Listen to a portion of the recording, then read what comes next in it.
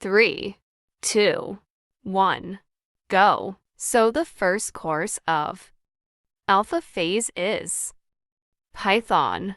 So let's start with it.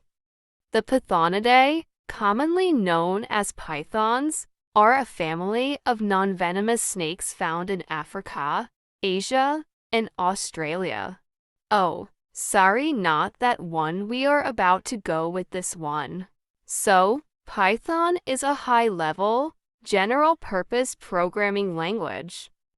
It supports multiple programming paradigms, including structured, object-oriented, and functional programming. So let's discuss how are we going to learn it. As a website, W3 School is a good way to learn Python. Also, from YouTube, we are going with Code with Harry and Free Code Camp. They are the best in this platform. They offers tons of videos with dedicated playlists also. And our third resource is Solelearn. Using these three platforms, we are going to learn Python.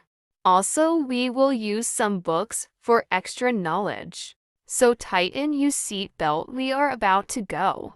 Thanks for watching. Keep in touch.